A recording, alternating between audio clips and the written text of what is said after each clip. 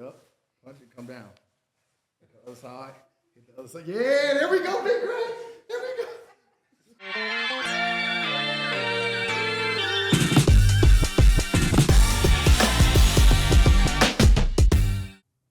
Hi guys, welcome to Verified, and today we have a very, very special guest. A very special guest, the governor of Michigan, Big Gretch, Gretchen Whitmer, is in the building. How are you feeling? I'm good. Welcome to the house, the people's house. I like it in here. Yeah, me and him are so excited to be here. We wanted to ask you about we didn't even know this existed, to be very honest. We thought it was your house.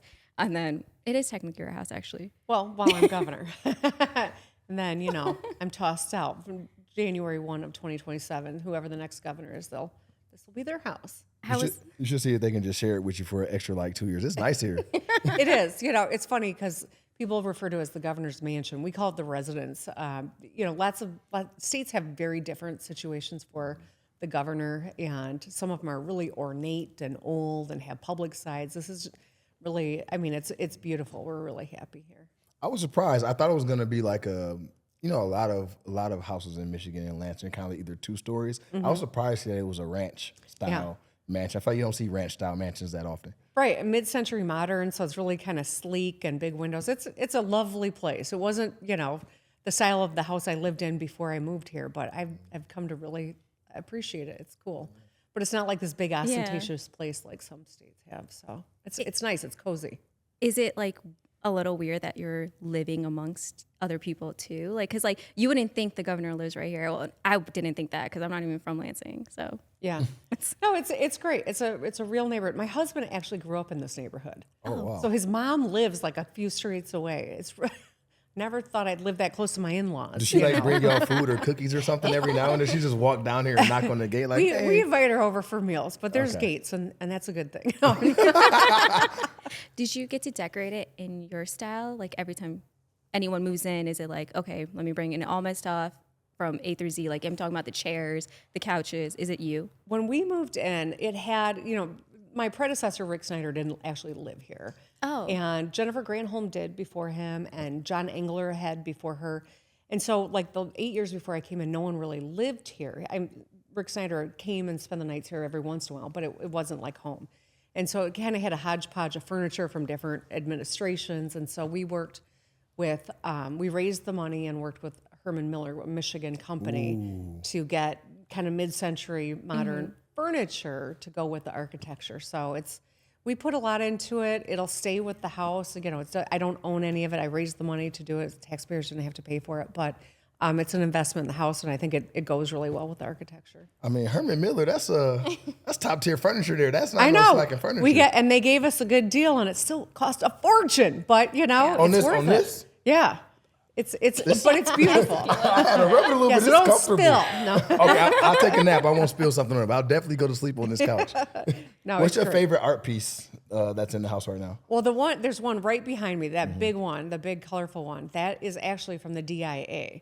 When I first came in, we were going to have kind of a rotating selection of paintings from the DIA, so we could showcase a great Detroit Institute of Arts and let people enjoy it. But the pandemic hit, and so it never rotated. So that's been here the whole time. And it's lovely. I love it. But eventually the DIA will come back for it. Well, we definitely want a house tour before we leave, if that's okay with you. Please. But then also, I wanted to let you know that there's clearly this amazing backyard. Do you ever do bonfires or barbecues? We don't. I have parties here sometimes, like, picnics and cookouts, but it's great. I got 2 dogs too, and so Kevin and Doug can. I saw the 2 guard dogs when we came in. They were barking ass through the gate. But if you do have a barbecue back here, in the next year, you want to score an invite? Yeah. I want to invite, but I'm trying to get on the grill. I can put the sandals on, whatever you need. All right, you're gonna I can make a whole smorgasbord, whatever amazing. you need. All right, let's do it. We can invite GMAC too. Yeah. GMAC can come perform. So we'll have music, we'll have food. Have everything you need. That sounds good. He's gonna rap the Pistons song, and he's gonna rap your song. It's just gonna be on repeat. I love the whole it. night. But as we mentioned, GMAC, like, what is on your? And we're gonna talk about fashion too. But like, what's on your musical playlists, like, day to day? I have an eclectic taste in music. I'm always listening to different things. It's funny. One of my kids is a big K-pop fan. Yeah. I grew up in the 80s, so but I love, I grew up listening to Bob Seger. My dad listened to Seger, and Eminem's on my playlist. Like I got a lot of different unique stuff. But I love music and Motown always, obviously. I was about to ask, are you a big Motown girly as well? Yeah, of course. I mean, how can you live in Michigan and not be? It's like, how can you live here and not drink, Burners and Faygo? Top tier. What's wrong? Do you have like a certain song maybe when you're about to give a speech, or like is there like a certain protocol that you do that helps you prepare to go in and get shit done? On hard days, I do have one song that is often on repeat, and that's "Welcome to the Jungle" by Guns N' Roses. Wow. Okay. Like I said, I grew up in the 80s. Yeah. Their album "Appetite for Destruction" was one that, was kind of a formative time in my life, and that just kind of gets me ready for a fight if I need to have one. Are you like nodding your head and dancing around the house like getting turned up? Yeah. Have you heard it? You should listen to it. You understand why. They scream it. Yeah, I know that song. Yeah, it's a good song. It's on your playlist. I can't sing the song. What's your hype song when you're gearing up for something? Oh, that's a good question. What is my hype song right now? Do I want to pick a Detroit song or do I want to pick another random song right now? Wow, that's a tough. You threw me on the spot with that one. I was not ready for that. She interviewing us now. I'm more like 90s or 2000s, but like I'm very R&B, like Usher and just, like basic. I actually, it's weird because I don't listen to hype songs to get me hyped. I listen to slow, sad, sappy songs to get me hyped. Oh, yeah, to get you hyped? It calms me down, and then it's like, and then I'm me. But like if I'm listening to like oons music in the car, I'm like, no way. Like my brain's already like going like crazy. It does not work for me. So for me, if I'm picking Detroit, I'm going throwback. I'm going Blade Icewood, Boy Would You. Like that's just like boss up, get this money. It's like you wake up and you turn it on. It's like, all right, I'm about to get this money. I'm about to go in. If it's not that, like if I'm in the gym or something, I can't listen to rap in the gym. So I'm listening to like Stone Cold's theme song or The Rock's theme song or something like that gets me pumped up for the gym. So it really just depends on like what moment I'm going into. Yep. Also, along with music, I feel like there's also something that you say before you go into like a room to kind of like amp yourself up. I wanted to know, what is the significance of the shark? Yes. Why would the governor of the Great Lakes state, freshwater state, have such an affinity for sharks that don't even live in our lakes? So I was, when I was getting ready to run for governor first time, I had a debate coach come in and work with me. And he said, the happy warrior wins every debate. Whomever looks like they're having the most fun in a debate, that's who almost always wins the debate. So remember to be happy, and every person who's ever been told to be happy, like, you can't just tell someone to be happy. Yeah. His suggestion was go right to the podium and put a big smiley face on your paper. That's not going to make me happy. That's just fake, and it's more irritating than elicit happiness out of me. So I was trying to think, what will keep me in that kind of happy warrior mind frame? And I went to go see Kevin Hart at LCA. And one of the people that opened for Kevin Hart was a guy named Liam Nin. And he is telling a story about how women are so much more bold today. Like back in the day, if a woman was having her period, she would be very demure about talking about it. She would say, oh, my aunt's in town, like Aunt Flo, And he said, women today are a lot more bold. They own it. They say, I want to come over and see you. And she says, oh, you're not coming over because it's Shark Week, mother. And see, you're laughing. That's mad funny. I was laughing my behind off as well. And so I'm like, I don't know why I can't say ass. I just said, That's the laughing mother my of the ass words. off too. And I'm like, that is what's going to keep me in my happy warrior mode. So at the top of my paper, I wrote SWMF. And so that's what kept me in that happy mind frame. And so that's why the sharks.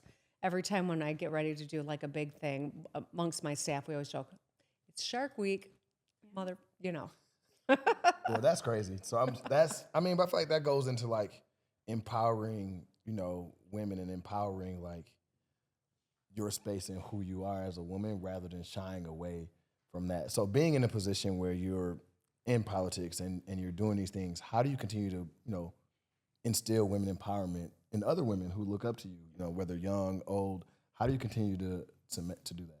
Well, I'm grateful that there are women who've come before me that make it easier for me to show up as I am. there was a time not too long ago, like when Jennifer Granholm was governor.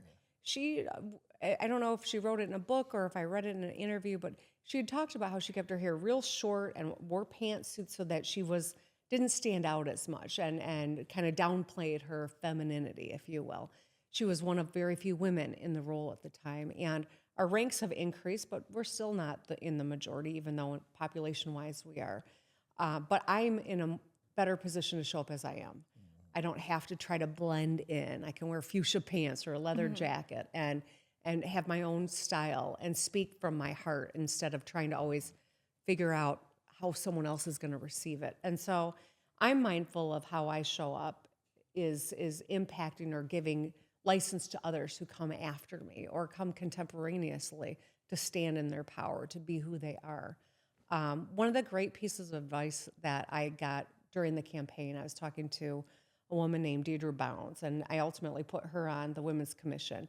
She's a great leader, strong African-American woman, and I said, what advice do you have for me? And she said, show up as you are. Don't try to be all things to all people. Show up as you are. And it was helpful to hear that from another woman who owned her place in the world. And so I'm always thinking about how can I help others do the same. And you mentioned we had a bet before the show, and you mentioned leather jacket and fuchsia pants. What was our bet, Shilpa? So I said you were going to wear fuchsia pants. Not pants. I thought you were going to wear fuchsia color and embrace it somehow because you talk about that. And then he said that, no, she's going to wear leather. But I think he totally missed the fact that you were behind us. And so I did kind of cheat. But I actually, I really figured you were going to wear one or the other. And that probably symbolizes, like you mentioned, bold. And is that who you are? Like, as in, like, pink was always your color growing up? Or is that just something new now? I love the color. It was my mother's favorite color. Yeah, Okay. My mom was an attorney general here, an assistant attorney general here in the state of Michigan, and she wore pink. She was unapologetic. She loved it. It made her happy. When my mom passed, we had a funeral for her, and everyone showed up in pink. Oh, wow. And it was like a joyful thing. It was a sad moment, but it was a joyful thing. And so it's kind of an homage to her, but also when I jumped in the governor's race, it was during all the women's marches. Everyone was wearing the hats. And so I think it's like kind of a power color, and it makes me happy. Yeah. And you know what? There's so much to make us feel heavy and down and stressed. If something little like that makes you happy, you should wear it as pride. It's like your aura is fuchsia. When you walked in, all I saw was fuchsia around you when you walked in and came into space. I'm like, okay, I see why fuchsia is your favorite color. It's like exudes from like your personality and yourself as well. It's a happy color, I think. I love it. My favorite color is orange, so I feel the same way. Like, it's like a bright, vibrant color that like people are attracted to. Like I think certain colors and certain things attract people. It's like certain colors people see and see it and notifies them like, oh, this person is like a safe person. This person is an energetic person, or I kind of can figure out what to expect like when I meet them. Yeah. What's yours? I feel like if I had a car, I always had like a dream car color, and that was lime green. But I think I'm pretty basic and do neutrals. So when you said vibrant and happy colors, I'm like, That don't mean you're not vibrant and happy, though. You're still vibrant and happy. Maybe I'll let my personality talk more. I like the lime green, though. That's a good one. lime green. It's always been like a lime green Lamborghini, but All right. But being from Michigan, being from Michigan, but being I was like, but being from Michigan and like growing up in Lansing, going to Michigan State, and like playing sports. Now I heard that you played basketball. Not well, but yes. See, I had created a whole narrative. I was not a basketball star.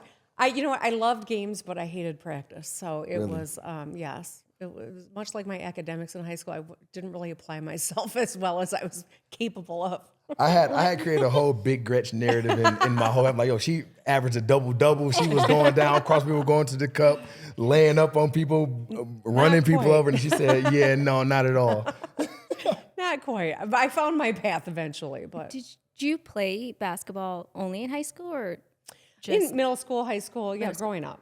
Did you was it like something that your parents were like, oh, play a sport, or I don't remember how it came to be. It was just fun. Yeah. I enjoyed it. I played softball too. I think team sports are really important, and you learn a lot. And I think for females especially, you know, I'm going to be 54 this year, so 54 where? thank you. You know, I think that it's really about teamwork and leadership and learning how to lose and dust yourself off. I think there's so much good that comes from sports, and that's why, you know, I'm hoping that we can get, you know, our women's basketball team. That was my next. That we can, you know, I think promote women in sports, and it's so empowering.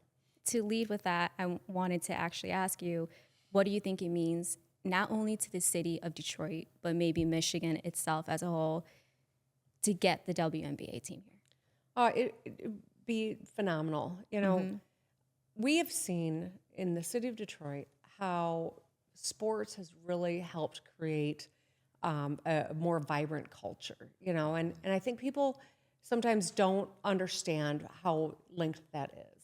You know, when I was in the city for the NBA or the NFL draft, 750,000 people came to the city of Detroit. It was a joyous, happy gathering.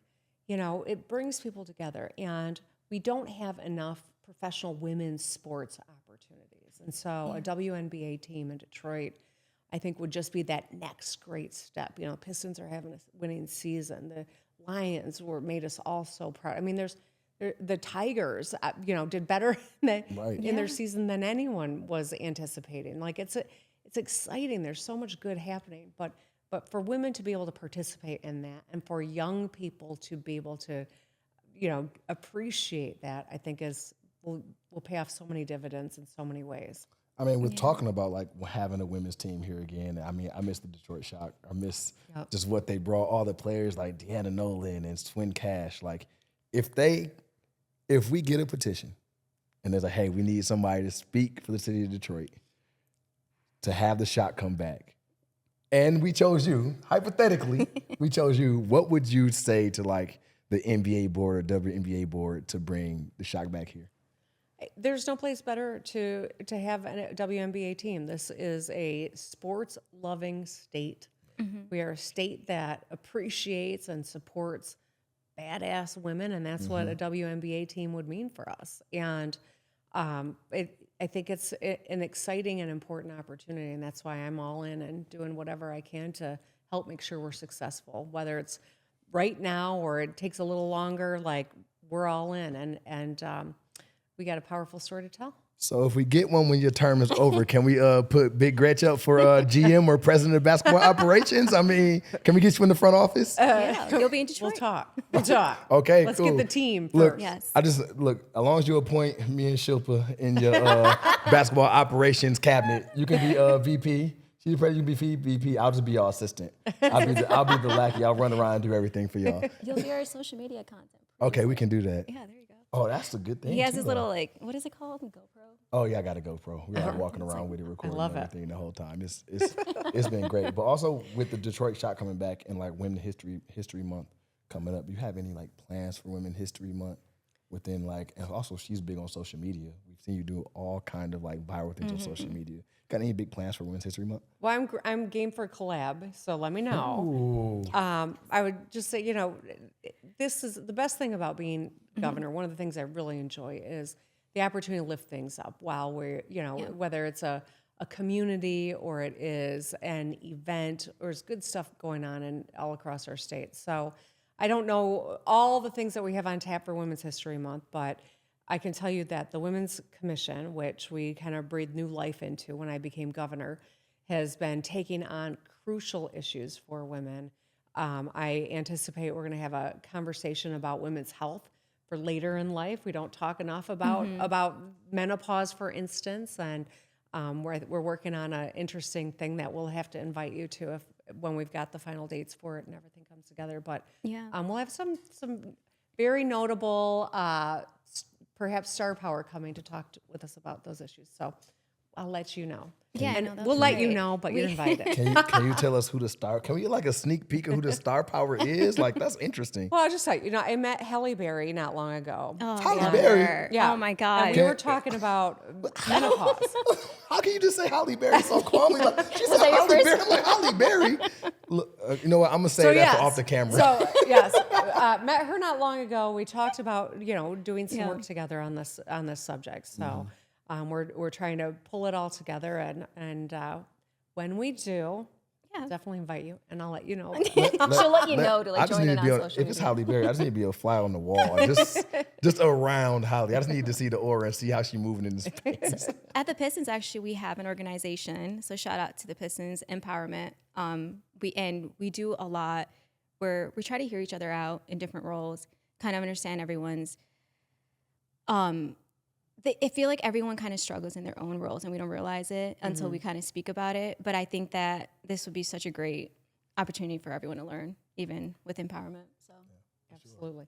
The Pistons organization does so many interesting things. Like the more I get the opportunity to see in, the more I really appreciate and want to replicate some of the things that you guys are doing. I feel like we're not just basketball. And that's what I like. I don't know if that's a Detroit thing, because this is my first time being back in Detroit. Like I was in LA for a while, but I think not only do we like feed off of the energy of the sports realm, I think we just take it everywhere. Like we have music coming in, we have artists rapping for us. I mean, you can relate. And we have just like, it's just everything comes together, but we also rep fashion. Like there's the Malcolm X launch and all these things that's going on, but you wouldn't think a sports organization would do any of that. So right, it's really grounded in community, which is like, and I think community even within the organization. So it's really something special. And I don't know if it is unique to Michigan. I think it might be a Pistons thing that others need to emulate.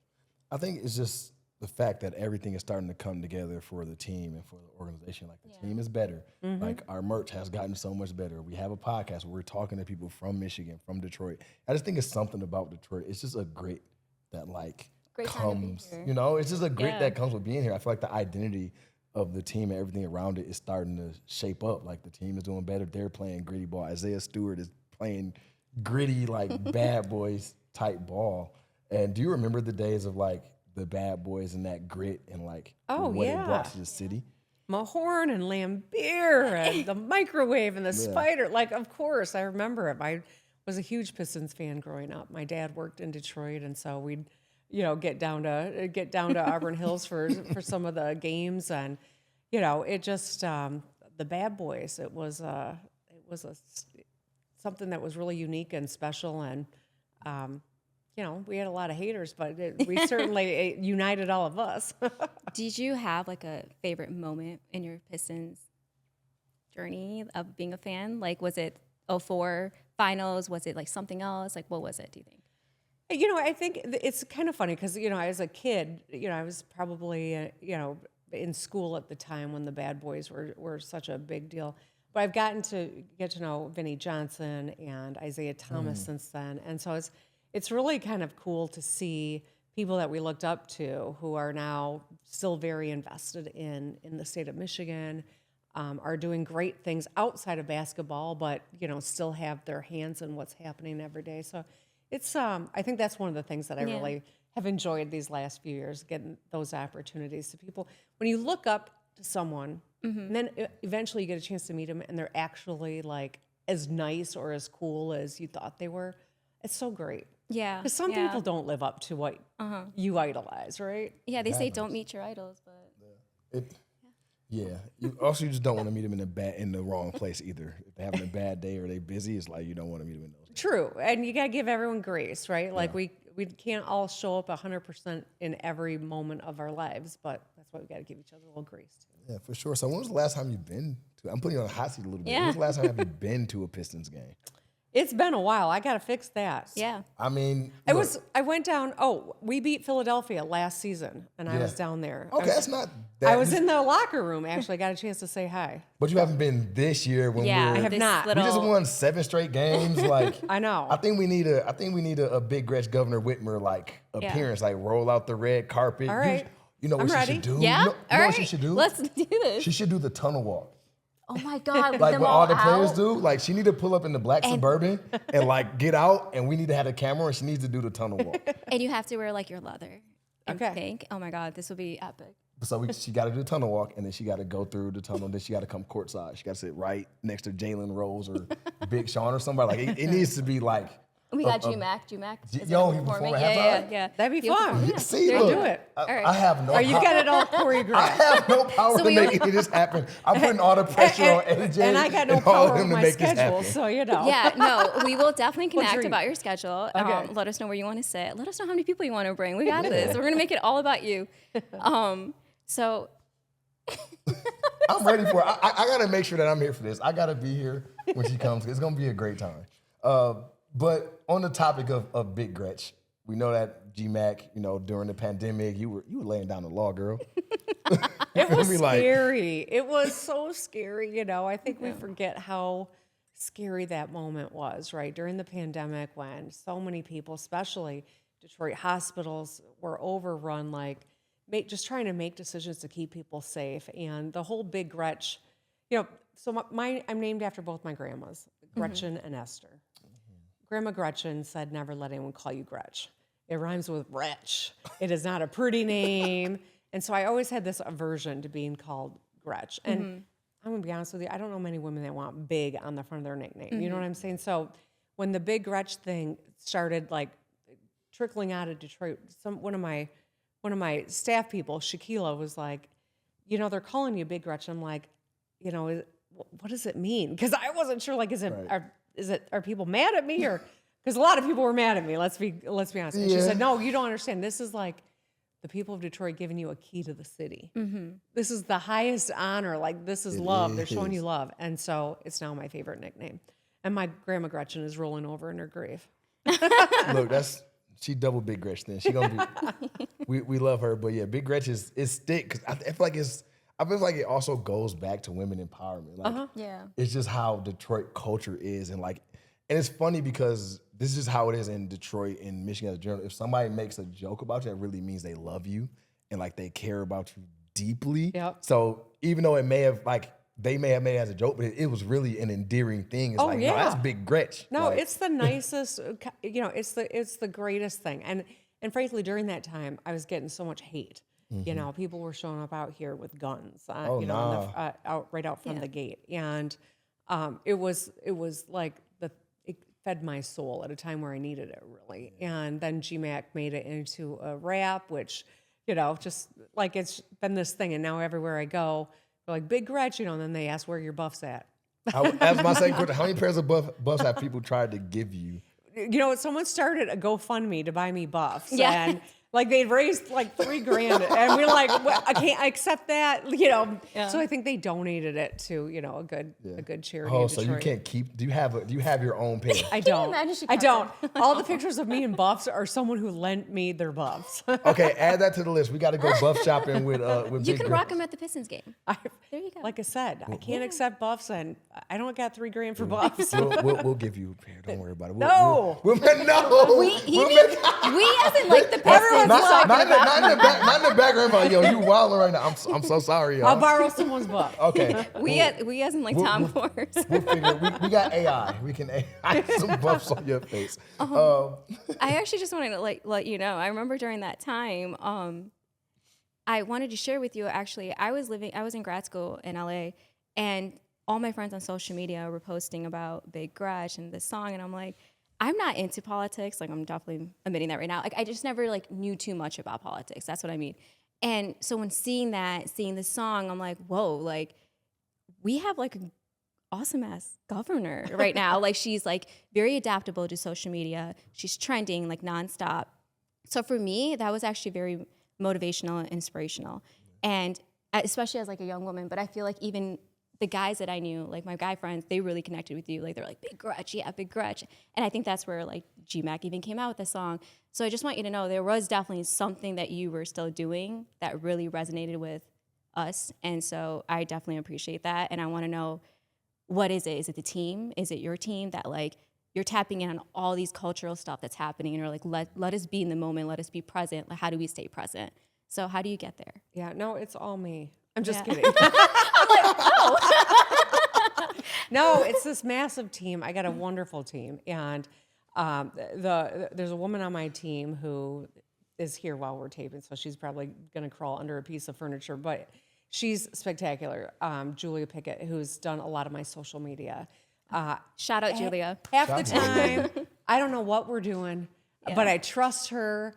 And 99 times out of 100, it's absolutely on spot, you know. And if you're not taking risk, you know, you're not going to hit fire, but you're also not going to fail. Every once in a while, it doesn't really hit the target, but most of the time, it really connects with people. You know, we did so Big Gretch, the nickname, when Barbie movie was coming out, Julia came up with this idea, let's get the America Ferrera Barbie and give her a haircut like mine, and we'll call her Lil Gretch. And so Lil Gretch was driving her pink Corvette and talking about the budget. And so we mixed information about the state budget in with kind of this moment of Barbie that was, you know, everywhere. And we ended up getting all these awards for using our social media for a public purpose. And but it's because I've got a great team around me, and it's not just Julie. It's a massive team of people that helps me do what I need to do every day and to show up as my best self. Because governors can't have bad days where you just stay in bed and pull the covers over, right? We got to do the work even on the hardest days. You got to keep showing up and showing up in your best form. And I couldn't do it without a big team of people around me. Yeah, Wow. and I think that's just a testament to you being open to that. 'Cause I mean, I'm not sure if most people in politics or government would be so open to being so active on social media and keeping up on trends, because social media can be, you know, positive and negative at the same time. So you being open to that and being open to new ideas, I think that says a lot about what you think and your ability to evolve, but that's how people consume news and media now. Breaking it down to the most simplest form so it can be digestible allows everybody to be a part of it, rather than, you know, you have your speech coming up, but rather than people tuning in always to a speech, they're able to get it broken down to how they can understand it. And I think that's a big testament. And you got to reach people where they're at, you know. Yeah. I mean, over the years, we've seen people get their information from so many different sources now. There's a lot of bad information out there. So, you know, whether it is talking on a podcast or it is using, you know, using, you know, all of our different social media accounts, or giving a speech or doing traditional interviews, like, you got to do it all, because every person matters, and we got to do our best to get good information into everyone's hands. For sure. So how do you continue to connect to the youth? I mean, you know, like, we have people our age, we have elders, but how do you connect to the youth to get them to understand, A, who you are, and A, how, you know, you operate? Well, I think it's having a lot of young people on my team who help me make sure that we are using, you know, the communications systems that young people are using, that we are talking about in a way that's relevant, that we're focused on relevant issues. You know, not every young person is going to understand why Medicare matters or Social Security, right? Like, that's way far off, and I think most young people think, I'll never benefit from any of that, because the way, you know, we've seen the trends, right? And so it's really talking about things that are salient, whether it is, you know, individual rights or the cost of housing, or it is bringing down the cost of, you know, getting a college degree or a skills certificate. Like, these are things that I know matter, and it's the team that is helping me make sure that we're connecting with people on what matters. But we got to listen too. You know, I think listening is a superpower that most people don't tap into enough, especially politicians, frankly. My favorite thing to do is to go into a group of people and just say, you know, what can I do that'll make your life better? Or what's keeping you up at night? Or just what's going on in your life, so that I can stay connected. And that's really important. You know, when, like, you mentioned it's important for you to obviously show up, whether that's a governor or as a mother, I wanted to tap in, like, you have 2 amazing daughters. Like, how do you balance it? Like, what advice do you give them to kind of just be their best version? Well, you know, it's funny that you use the word balance, because I think, you know, I'm always thinking about trying to strike balance, and yet it's also kind of liberating to know there's no such thing as balance. You know, like, Every choice has consequences, right? We make choices all day, every day, and we are responsible for those choices, right? Like what information we take in as to what we put out into the world, where we spend our time, how we prioritize. You know, it was, I'm not going to lie, you know, when I was raising my kids, I got divorced from their dad. I was a single mom. I was pulled in a lot of directions, and I felt like I was letting my kids down, and that was horrible. But I also know that my kids seeing me work hard has helped make them hard workers.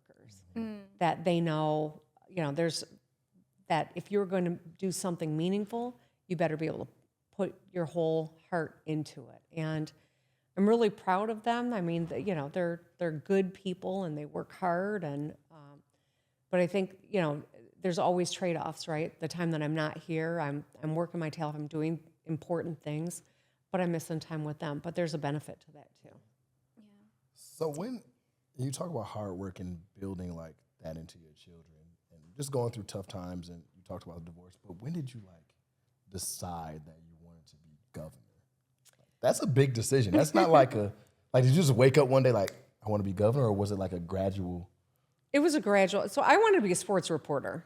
That's why I went to Michigan State. I thought I was going to be a sports reporter. That was what I love sports. I love communication, like what you guys do. I'm jealous, all right? I'm not going to. Hey, WNBA, you never know. Right. I know, right? WNBA, bring her in. But, you know, when I was at State, I did an internship at the Capitol and fell in love with public policy too. And that's really what, you know, has kind of changed everything for me. I served in the legislature, and I really thought I was done with public service when I was term limited out of the legislature. And then the Flint water crisis became known. And that was what really spurred me into wanting to run for governor, frankly. I saw a problem that was created by government that people were paying the price for, and it needed to be fixed. And that's what inspired me initially. And then, you know, obviously as governor, we take on all sorts of issues, but that was one of the things that kind of compelled me to want to run in the first place.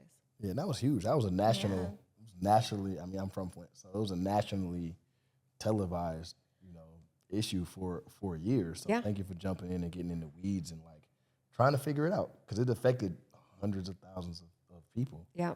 Yeah, really, really tough stuff, and we've come a long way. But you know, there's always more work to do. Definitely. How often are you traveling? I feel like I thought everything happens in Lansing. Like, I'm gonna be very honest, unless you're doing like You did say that earlier. Unless you're doing like, you know, a random speech in Detroit or something. But like, I feel like, aren't you like always probably in the car or like traveling? I'm on the right? road all the time. Wow.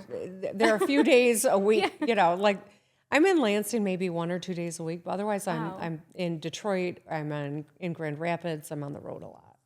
Wow. Yeah. It's a Michigan's a huge state. Yeah, I forget that. I'm like in a small little area. You forget about it. Like when I was at the NFL draft, I was talking to some people and they're like, this is amazing. I've never been to Detroit. I'm like, well, where are you from? And they're like, Port Huron. And I'm like, what? But, you know, like it's a big state. And you know, so that's why, you know, the NFL draft, just even getting Michigan tourists to come and look at different parts of Michigan. It's a big deal. So what's some of your favorite places and spots in Detroit? You know, you mentioned being down there often. So I lived in Detroit for a year, or downtown. My dad had a place not far from Greektown. So I would always, I would often get over to Greektown and get a delicious meal. There's so much going on now. I mean, Corktown is like totally different than it was when I lived in Detroit. Just in the last 10 years. I mean, Woodward has totally changed in the last 5 to 10 years. Truly. I had a loft down there above, that great steak restaurant. I can't think of the name of it. There's so many of them now. Which one? What street? In Harmony Park. Anyone know? Anybody know? Prime. Prime and Proper? Prime and Proper. Oh, yes. yeah. I've been Right to above Proper, there. yeah. I had a studio apartment when I was running for governor. Oh, wow. And I loved it. Like, I just had a bed and a kitchen. Like, it was all one little, but it was lovely. Oh, she got it out the mud. I wasn't expecting to hear the studio apartment with the bed and the kitchen. You got it from the mud. Yeah. And it was awesome. But, like, so much is changing down there. Like, it's so dynamic. And there's so much to do now. I loved it when we hosted the Democratic debate for president 5 years ago now, 6 years ago. And I did all this national media because they were all coming in. They're like, I had no idea Detroit's like this, and so it's cool to be able to show off. But I think we're still kind of combating old notions of what Michigan is, what Detroit is, and that's why hosting events and having sports teams that are on the rise, it helps us showcase what we are doing now. There's an opportunity for the NBA draft to be hosted in Michigan. Super Bowl too. Amen. Again, we need Super Bowl again. We're manifesting that. Yeah. And we also need NBA All-Star game in Detroit, but yep. They're going to host the NBA All-Star. We need NBA All-Star. All of the above. Let's get greedy. Draft or All-Star, I don't know. But I think that just speaks to the Detroit renaissance of everything that's been happening over the last 10 years and the change. Do you go to events downtown? I do all the time. Like, what's been some of your favorite events that you've been to down there? I keep going back to the draft, but that was one of the most fun. I love the Pride Parade every year in Detroit. It's like, I don't know, it's one of the happiest places to be. But there's, from the auto show, there's just always so much going on in the city. So, do you go to the Coney Island? Do you ever go to the Coney Islands? I have been to the Coney Islands many times over the years. What's your favorite order from the Coney Island? Oh, I mean, just the traditional chili dog. Sometimes I like to put cheese on it though too. Okay, that's a good one. That's valid. I'm a loose. What about you? Beef. What's your favorite? I'm a loose ground beef or either the lamb gyro. Oh, usually I'm a gyro guy. All right. Yeah. You got one? I barely go to Coney Island. I'm traumatized from high school. What is something that no one knows about you? Something that I feel you like never said in an interview. We're gonna go check. See, I feel like I'm an open book, but I don't know. What's something no one knows about me, Renee? They know about it then. Oh, that I have fake teeth? My front two teeth are fake? I knocked them out You did say it in your when book. I was in camp. I do talk about it in my book, but yeah, I was playing a game at church camp and this girl tagged me and I went like that into the cement and knocked out my two front teeth. Just gone. Yeah, they're gone. So they're glued in now. I can't take them out, but every once in a while, not me about I to gotta ask, get them can I see one real quick? There's a picture in my book with me without one of them in. Really? Yeah. Well, I need to get the book. I'm sad that I haven't gotten this book yet. Well, I read it. Can I buy one in the house? Can I buy a book while I'm here and get it signed to go? I'm trying to read it. In the governor mansion. Right. Is there something if you listen to the audio, it's me reading it. So.